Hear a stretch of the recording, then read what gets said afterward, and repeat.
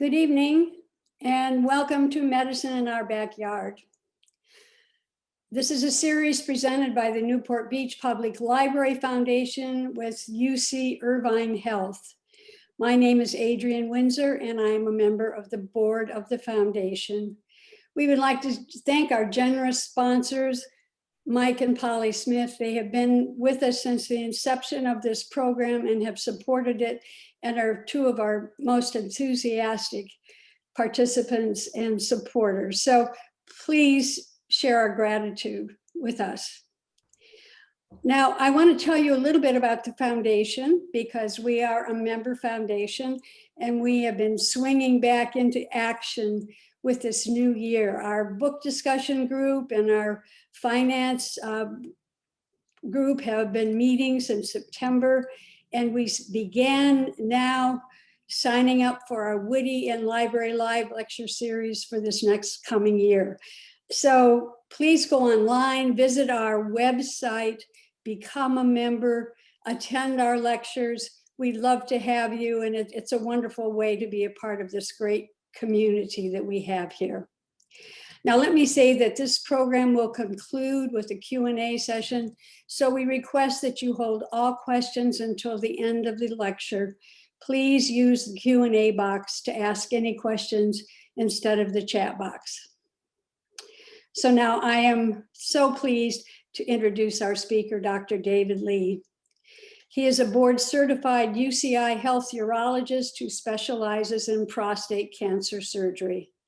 He is a director of the UCI Health Comprehensive Prostate Cancer Program and a nationally regarded leader in robot-assisted prostatectomies, having performed more than 6,300 of the procedures in 2 decades of practice. Just think of that, 6,300 lives he may have saved. Dr. Lee earned his medical degree from Loma Linda University School of Medicine in Loma Linda, California. After completing a urology residence at Thomas Jefferson University Hospital in Philadelphia, he received fellowship training in andrology at UCI Medical Center with an emphasis on laparoscopy, endoscopy, image-guided therapy, and robot-assisted surgery. Before working at UCI Health, Dr. Lee worked at Penn Presbyterian Medical Center, where he served as Chief of Urology Services, and the University of Pennsylvania's Perelman School of Medicine in Philadelphia that recruited him to build its robot-assisted prostatectomy program. We know that artificial intelligence, that robots, this is our future. Obviously, Dr. Lee is on the cutting edge of all of this technology, introducing it into medicine. I'm sure that everyone in this audience knows one or more people who have suffered from prostate cancer. So it is so wonderful to have him here tonight to talk to us about surgery for prostate cancer and the management of prostate cancer. So welcome, Dr. Lee. Okay, great, Adrienne. Thank you so much for that really kind introduction. And I will start sharing my slides. But yeah, no, it's really awesome to be here and welcoming everybody to the Newport Beach Public Library, which is a far cry from where I was recently practicing. And then, do these slides look okay, or do I have to flip the screen again? Just let me know if I need to flip. But yes, I was working at the University of Pennsylvania for 16 years, performing mainly robotic prostatectomy for men with prostate cancer. And so I've learned a lot about prostate cancer over the years and want to share some of my experience in this regard. So the title of my talk tonight is Diagnosing and Managing Prostate Cancer, What You Need to Know. So looking at these numbers here, these are estimates from what we're expecting to see in 2021. If you look at the top bar, this is number of cancer cases both male and female. And then the lower row is cancer deaths estimated, male and female. So prostate cancer is the most commonly diagnosed cancer in men in the United States, by more than 2 to 1 over lung. However, it is not nearly as deadly for a number of different reasons that we'll touch on tonight, but it's still the #2 cancer killer of men in the United States. So, even though some people have this notion that prostate cancer is something that men will die with rather than of, we can see here that, yeah, indeed, prostate cancer is a major men's health issue and causes men to prematurely die many, many more times than is necessary. And I think the other thing that's really interesting to point out here is that it's actually a very close surrogate to breast cancer in women. Breast cancer in women is, again, the most commonly diagnosed cancer in women, likewise prostate in men, and it's also the #2 cancer killer of women in the United States. So very similar types of numbers. One thing that I think is important to realize is that the way that we detect prostate cancer in this day and age is really through PSA screening. And PSA is a blood test, and we'll talk in a little bit more detail, a lot more detail about PSA. But usually the men that we treat for prostate cancer, they feel absolutely fine. This whole kind of pathway that men go down when they're diagnosed with prostate cancer and then eventually get treated with surgery or radiation, and we'll talk about these different treatment options. They go in never feeling sick beforehand. And it's all started by getting your routine screening PSA blood test done. And then another thing I think is important to realize is that actually this whole kind of pathway, the most commonly diagnosed cancer in men in the United States, the whole pathway from PSA screening to biopsy to treatment with surgery and then longer term follow-up, it can all happen through your urologist. You don't often have to see a radiation oncologist, a medical oncologist. So this also idea about what urologists do, there's a lot of cancer that we take care of and treat, whether it's prostate cancer, bladder cancer, kidney cancer, testicular cancer.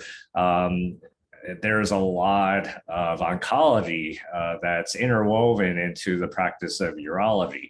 But then the very difficult cases, and we'll talk a little bit more about this, the higher risk cases do require the teamwork of radiation oncology, medical oncology. I was recruited here to UCI to be the director of the Comprehensive Prostate Cancer Program, which means that, it's a way that men who are faced with this diagnosis and looking at treatment, they can look to a whole team of people, depending on their particular situation and what they need, and have that expertise right here in Orange County. Factors for decision-making, it's not as simple as just, yeah, we do a PSA, it's high, you have prostate cancer, you get radiated or surgery done, and it's simple, straightforward. That's not really how it happens. When we see men, talk with men about their diagnosis and how we're going to treat them and the different treatment options, there's a lot of different factors that go into how do we make this decision. And, it's very important to, I think, develop a great patient, physician, medical care team relationship, and look at this decision jointly. But from a information perspective, how long a person is expecting to be around due to other medical causes is a really important consideration. There are other medical issues, what the cancer looks like on the biopsy, what the Gleason score is, how much cancer is involved in the prostate, imaging and genomic tests, which we'll talk about a little bit. All of these factors come into play. And so it's really important to think about all of these in order to make the best decision for that particular patient. So one size doesn't fit all. And fortunately, we do have a lot of different options that men have available to them. And so we try to tailor these things so that men have the best outcomes. PSA, what is PSA? The picture that you see is a three-dimensional modeling of what the PSA molecule looks like. It's a protein that's produced really just by the prostate. And so it's very prostate specific, and that's why it's called PSA, prostate specific antigen. But prostate cancer cells do tend to make a little bit more PSA than what normal prostate cells do. And therefore, as somebody gets prostate cancer and it grows, it will make the PSA in the blood go higher than what it should be. And so this, combined with what the prostate feels like on rectal exam, can lead to a prostate biopsy.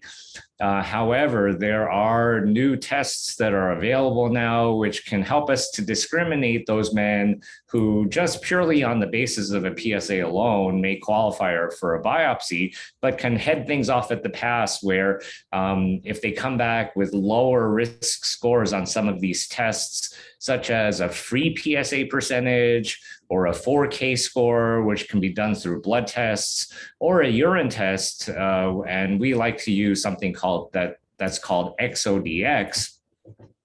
These things can help avoid a prostate biopsy if we see that these results come back looking good. But, you know, my personal perspective, and I think this is shared amongst the urology community, is that PSA screening saves lives. And so it's really important to do regularly. And this is something which, however, has come under some controversy. And we'll talk about this a little bit because I think it's important to get a feel for this background. So looking at this graph, we can see in kind of the brownish line here, the number of men who actually die of prostate cancer starting around the early 90s up until the current day has actually slowly gone down. What happened during kind of that early 90s point in time? Well, PSA screening started happening much more frequently during that time period.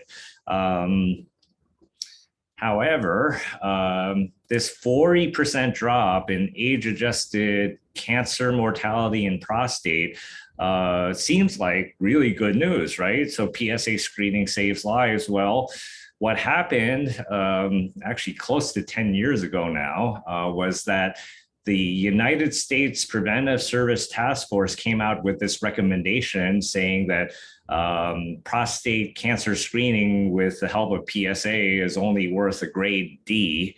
And bottom line is, do not use PSA screening for prostate cancer. Why did this happen?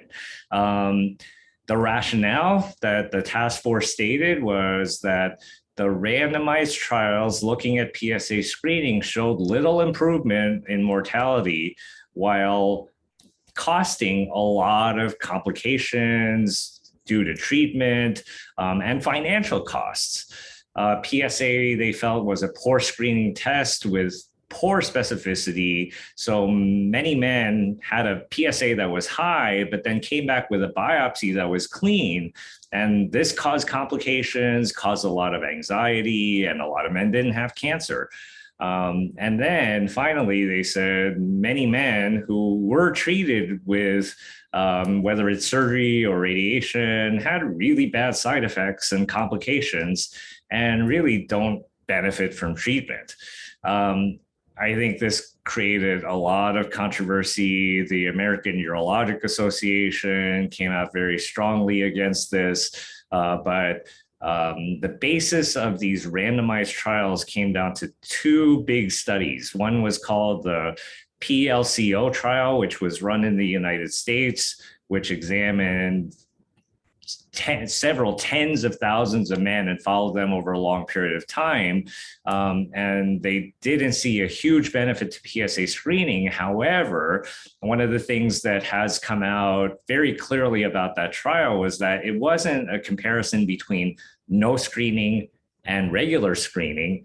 It was a comparison between what was going on in the regular community, where actually about 70% of the men in the control arm actually got screened versus the men who were screened. And so it makes sense. You're not going to see much of a difference in that group.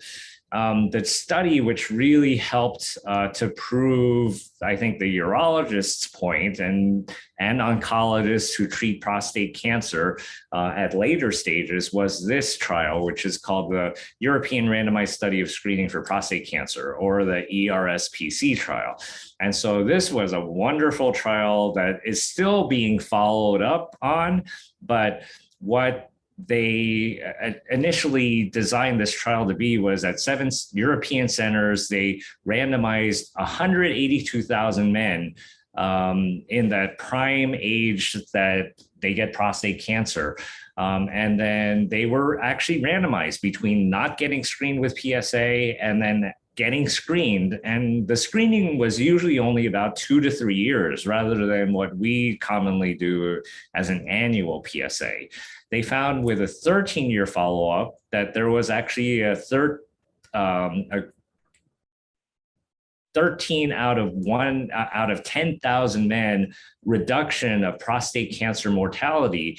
And now with close to 22-year follow-up for many of these men, this benefit is up to about 22 out of 10,000. And so the benefit that we see out of PSA screening actually is about identical to what we see with mammography and breast cancer. And with further follow-up, I think we're going to see even more benefit. But one of the things that I think was lost on the task force was that prostate cancer is a really slow-growing disease. After diagnosis, it takes a long time for men to actually pass away from their prostate cancer. And so if you're looking at an endpoint of prostate cancer mortality, that's not the whole story. There are many men who have metastatic disease, who are suffering with treatment regarding that. But had those men been caught earlier and avoided this whole realm of metastatic disease and getting chemotherapies and hormone therapies, that is of great benefit for men. And so what the ERSPC actually did find also is that at 12 years, there was a 30% lower incidence of metastatic disease. So, really significant positive findings. What has happened is that the task force has actually reconsidered their recommendation, and now PSA has a C rating, which means patients should have an informed discussion with their primary care physician about the benefits of PSA screening. So we made a little bit of progress. The American Urologic Association recommends that all men between 55 and 69 get an annual PSA. If there's a man who has a family history of prostate cancer, or are African American, they likely need PSA screening earlier, probably even starting at age 40. Another really strong case for why PSA screening is important is this real world data that was seen around the time the PSA screening started. And what we're looking at here is that in older men, whether they're Caucasian or African American living in the US, after PSA screening started, there was a massive drop in men who were diagnosed with metastatic prostate cancer. Again, this is important because men with metastatic prostate cancer, even though they haven't died, and they will live for actually several years because of the benefits of hormone therapy and chemotherapy. These men are still undergoing treatment and not feeling great because they're getting treated. And then if they do live long enough and are healthy enough, will eventually die of their prostate cancer. And this point is borne out by this really interesting study by Grace Liu Yao, who is an outcomes researcher at Rutgers. What she did is they looked at the Medicare database at patients who had high-risk prostate cancer or poorly differentiated cancer. And what we're looking at is higher stage cancers, but then by age, we're looking at men who are 66 to 69, 70 to 74, 75 to 79, and then men who are greater than 80 years old. So what she found is that looking at the database, the light shaded boxes are mortality overall. But then the dark shaded boxes are mortality by prostate cancer.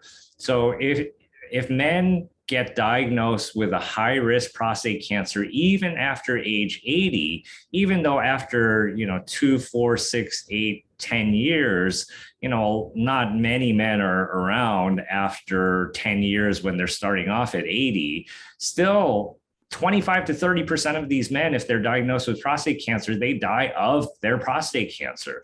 And so it's a significant thing to find high-risk prostate cancer, even in older men. And as we get older, that's when these higher risk prostate cancers do occur more often. On the, so PSA screening saves lives, very important to do. And then we're always happy in the urology service at UCI to have that discussion. It is a big time burden for primary care physicians, I think, because they have so many different things that they need to talk with their patients about. But urologists, we're always happy to have this discussion about the pros and cons of PSA screening. Once somebody gets their biopsy done and they have the diagnosis of prostate cancer, we stratify these guys into risk. And so we looked at that cost benefit ratio earlier. One of the factors, which is really important, is whether somebody's got high risk, intermediate risk, or low risk prostate cancer. And there's several different ways to look at this, but the key factor has always been is what do the cells look like under the microscope? And so this is related, this is the Gleason score, and the Gleason score is related to aggressiveness. The higher the Gleason score, the faster the cancers are going to grow. So this is going to help us to determine what treatment options are best for a certain patient.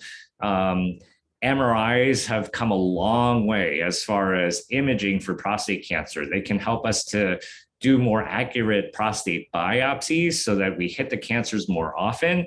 And then also they're a really great roadmap for me when we're taking patients to the operating room for surgery. It can help us to do more accurate nerve sparing and decrease our margin rates. Another really useful addition to the armamentarium in testing are these things called genomic tests. So we can take the tissue that came out either at the time of the needle biopsy or at the time of prostate removal and then send this tissue, and you only need a very small amount of tissue to send, about 1 cubic millimeter, to one of 3 companies that have commercially available tests. And then looking at the RNA that's expressed in those cancer cells, we can get another separate estimation of how aggressive these prostate cancer cells actually are. And this can be useful also to help guide treatment. If somebody's kind of on the fence between, oh, should I do surgery or should I do active surveillance? Well, a low genomic score can help sway some of those guys maybe to doing surveillance. These principles, though, kind of shake out into a few different guiding factors. So low risk prostate cancer, we consider a lot of men with low risk prostate cancer to be really good active surveillance candidates. And we'll talk about that on the next slide. When somebody has intermediate risk or high risk prostate cancer, then surgery or radiation are the preferred treatment options. The longer somebody's life expectancy is, then they should definitely, again, consider more definitive treatment. Even with intermediate risk prostate cancer, though, if somebody's got a fairly short life expectancy, say they have severe cardiac disease or severe pulmonary disease, then probably the best thing for those gentlemen is to follow with active surveillance. So what is active surveillance? It's careful monitoring of patients who have a small amount of slow growing, low Gleason score prostate cancer. And so what we'll usually do with these guys is check a PSA every 3 to 6 months. We will typically biopsy them annually for at least a couple years, and then do an MRI probably annually. The nice thing, or the pro about active surveillance, is that you don't get any side effects from the surgery or radiation. So you maintain that quality of life, which is very valuable to have.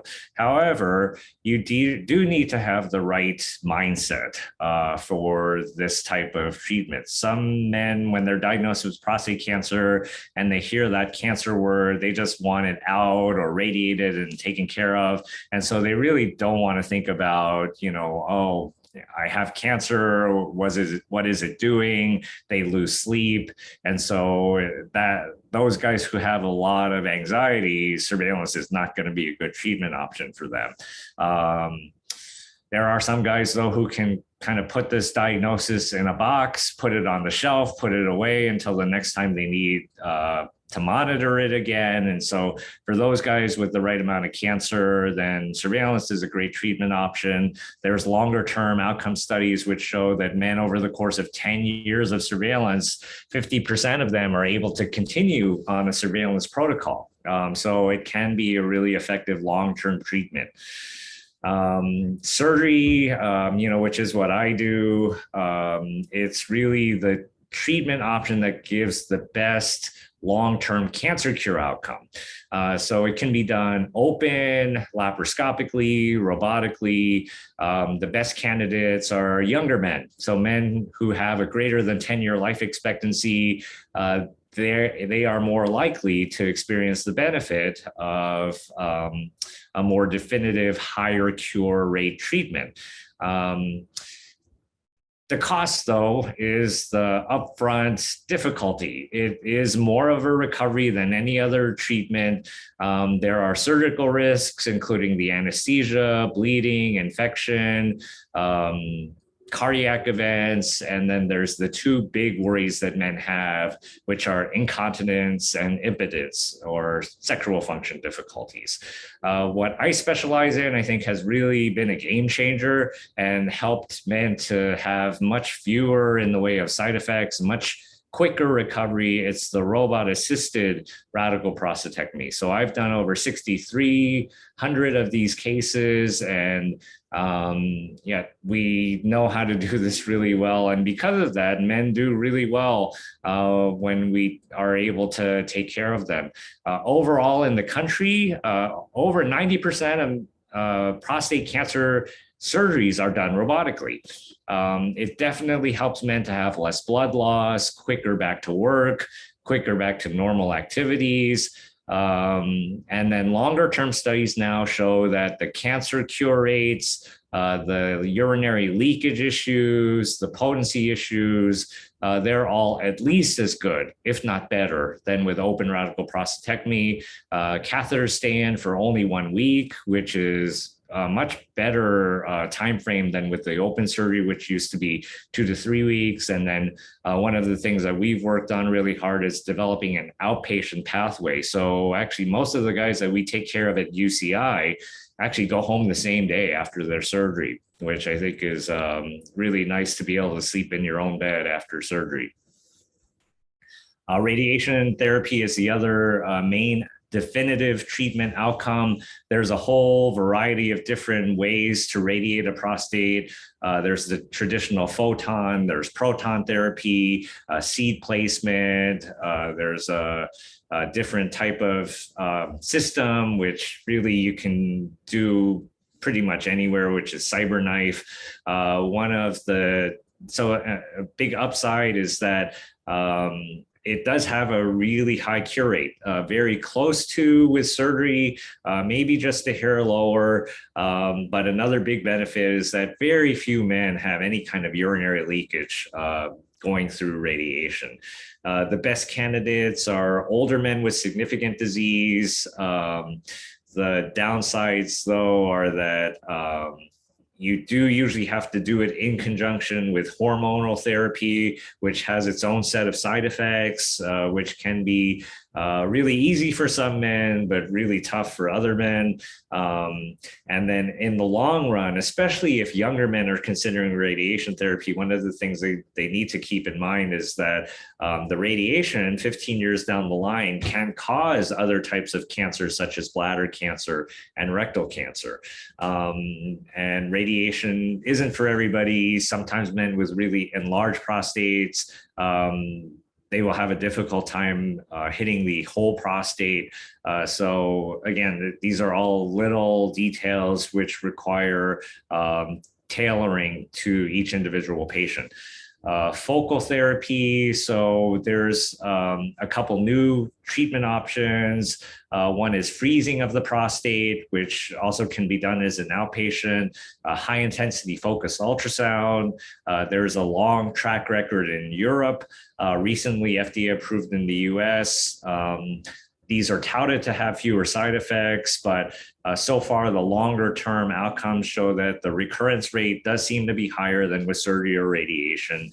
However, you can treat again with these types of therapies. So that's a potential benefit, but personally, I've taken care of a lot of men who had these procedures in the past and then required surgery afterwards. And these surgeries are definitely more difficult once men have had some sort of focal therapy. So that's another thing to keep in mind.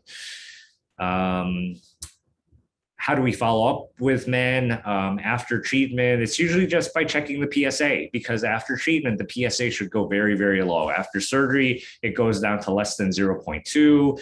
After radiation, there's a slightly different criteria. But then after surgery, radiation can be done if there's a recurrence. So that's another benefit of doing surgery. After radiation, then men are usually stuck then going to hormone therapy or chemotherapy. Hormonal therapy, it's a way that prostate cancer can be frozen in its tracks. Prostate cancer is very dependent on testosterone in a man's body to continue its growth. And without it, prostate cancer actually shrinks and regresses. It's not curative. So in the long run, this is not a way that we can cure men. And there are side effects with losing your testosterone right away. So that state of losing all your testosterone is called castration. And you can do this surgically by removing the testicles, which, men don't like, but there are medical ways of doing it. So there are medications which can actually block your production of testosterone from the testicles, leaving the testicles physically still there. But then we reserve this type of treatment really for men with metastatic disease. Again, it can be teamed up with radiation therapy, but in the setting of metastatic disease, it can really make the prostate cancer shrink. But again, it's not going to be a permanent solution. And it does have its own set of side effects, which you can see there. There are a whole slew of new chemotherapies which are available, docetaxel, abiraterone, enzalutamide. All of these things are reserved again for that space where men have failed treatment with surgery, failed radiation therapy, and then are getting teamed up with hormone therapy in order to manage metastatic disease.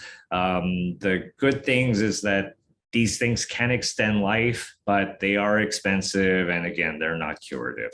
So that I think is my last slide. That's a quick whirlwind tour around what it, the important information about diagnosis, treatment.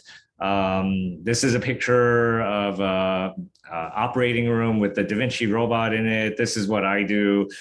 So we can do this type of minimally invasive surgery and send men home the same day and give them the very best curates. But again, at UCI, we have a wonderful team that I feel very privileged to work with, that we can deliver the very best prostate cancer care and tailor it to each individual man's needs and give them the best possible outcomes. So with that, I'm happy to take any questions from the audience.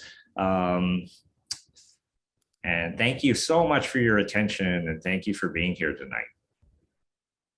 Thank you, Dr. Lee. Kunga, I can't start my video because you won't let me. Oh, I will stop sharing. Here we go. Oh. Okay, that was me. Oh, okay. Yeah. Okay, now I can start my video. All right, great, thank you. Oh, that was very informative. And we have actually 4 questions here. So let's go with this first one. What new treatments are being developed for prostate cancer?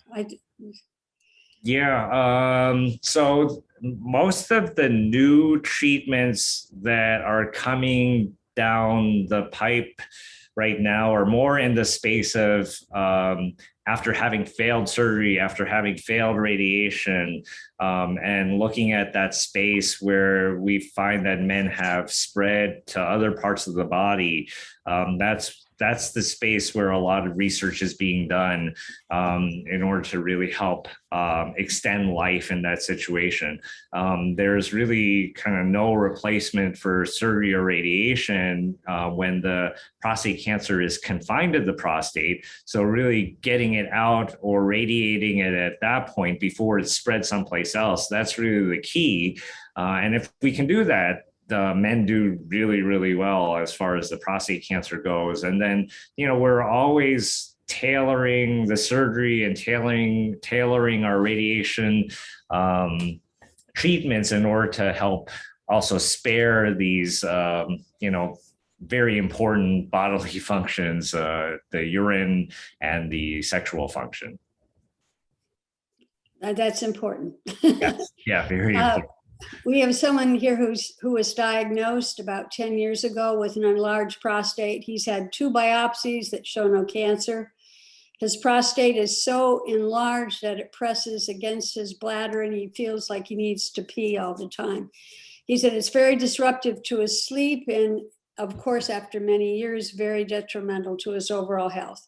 Yes. What would you suggest as the next step in his process? That's a really, really common, problem. So the prostate has 2 main bad things that happen to it. Number 1, it gets cancer, but then number 2, it gets big. And then that enlargement pinches down on the normal channel that men use to empty their bladder. So it's kind of like the clothespin on the end of a balloon, so to speak. So the bigger the prostate is, the tighter that's squeezing. So then our first line of treatment for those guys is medical therapy. So there are a couple medications that work really well that you can take by mouth. But for many men, that does a pretty good job. But some men, when their prostates get really big, they'll need some sort of surgical therapy. And so the standard surgical therapy for men is some type of removal of prostate tissue that can be done in the operating room through the urethra, through the telescope. But then I actually also specialize in doing a robotic surgery for these men if their prostate is bigger than 100 grams, which is a severely enlarged prostate. So these men can experience a lot of relief And the nice thing about offering this is that for prostate that large, a standard transurethral resection can be really difficult to get enough prostate tissue out. So with the robotic procedure, we can really get a lot of prostate tissue out while, definitely sparing the other functions of the sexual function and urine control, because when we do this operation for men with an enlarged prostate, we're really working from the inside of the prostate and leaving all the outer shell intact, which is where the sexual function and urine control is controlled. Okay, wow. So you don't necessarily have to have the cancer to have the surgery. Correct. Yeah. It's something where it depends on how bothered somebody is, and then also how enlarged their prostate is. Again, if men have a really enlarged prostate, then surgery is probably the better way to go rather than the medical therapy. But it's such a common issue as men get older. The big majority of men do really well just with the pills, and that can manage them actually for many years and do a really good job. So is the enlarged prostate usually discovered through the physical exam with the primary care physician? No, it's not. It's usually just discovered through how much bother men are having with their urinary symptoms. Okay. And that really helps to guide the treatment choice as well. So if they're really bothered or they're having difficulty emptying their bladder like at all, then surgery becomes the more preferred treatment option. Or if they have blood in the urine or recurrent urine infections or even develop bladder stones, then those are really good reasons to just go ahead and do the surgery and not do the medications. But those are definitely the more severe cases. The vast majority of guys would just kind of get up a little bit more often at night, and then the medications can do a really good job of managing that. Okay, thank you. We have two questions here that maybe come together. One it has to do with the word castration. Yeah. And our questioner is saying, why not call it androgen deprivation? And then another who has had androgen deprivation, but he said it feels him leaving very fatigued. What can you do to counter the fatigue? So that's right. Two questions in one. Yeah. No, that's great. So, androgen deprivation is another great term, which is, that's kind of the terminology that's used for the medications. When you do surgery, that's kind of the typical word that's connected with castration. But, it's the way to think about it, though, is just the result that it leaves you with. So the terminology really is interchangeable, but if somebody wants to use androgen deprivation, I think, it's a much more pleasant sounding term, even though it's not that great sounding either. The best ways to combat the side effects that are related to low testosterone state are usually just maintaining as healthy a lifestyle as possible. There are actually some men who have very few side effects when they're in a low testosterone state. But it's really common that if by the way of the medication that the testosterone is dropped very suddenly, they'll feel awful. They'll feel tired, have hot flashes, low energy, can put on weight. Diet and exercise, those are the best ways of combating those side effects. So that leads us to another of our questions. Are there dietary ideas that we should be following that are more effective than others? So it's less pronounced with prostate cancer than with other types of cancers, but we definitely still see that this is true. The more plant-based diet that men can follow, the they will lower the chance that they will develop a significant prostate cancer. The countries that have higher dairy intake and meat intake have higher rates of getting prostate cancer. Other cancers have a much more pronounced effect in this way, but it's kind of an easy concept to remember because following a plant-based diet is really the healthiest as far as a cardiac point of view goes. And it's the same with prostate cancer and several other types of cancers. So, and it's a continuous spectrum. It doesn't have to be that you go completely plant-based and are vegan. The less meat that you can eat, the less dairy that you can take, if you can cut that in half, you will definitely decrease your risk. So that's a great question. We have a couple of questions here with regard to the PSA test. One, why doesn't Medicare cover it? And then you recommend it for people ages 55 and over. Why isn't it part of a testing that every primary care suggestion physician suggests for men of this age?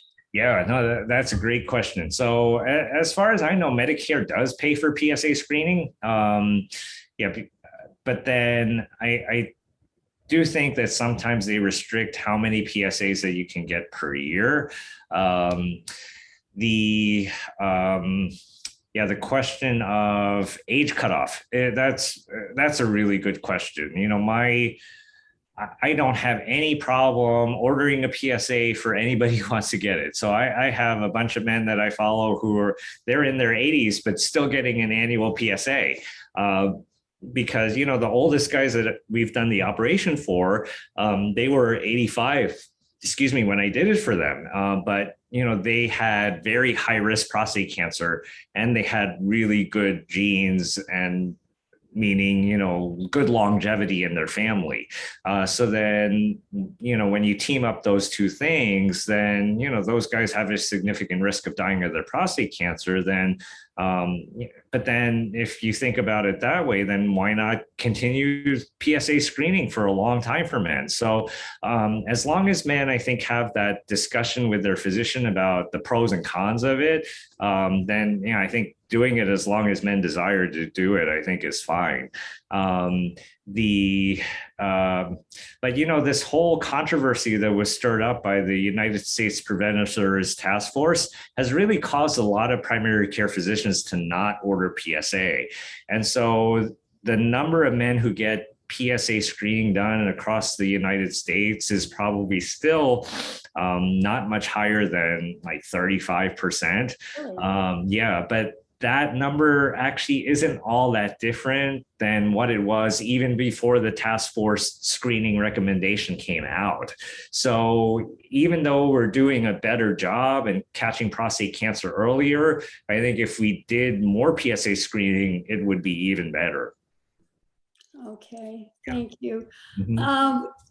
Then we had a question about after radiation. How do you know when you're cured?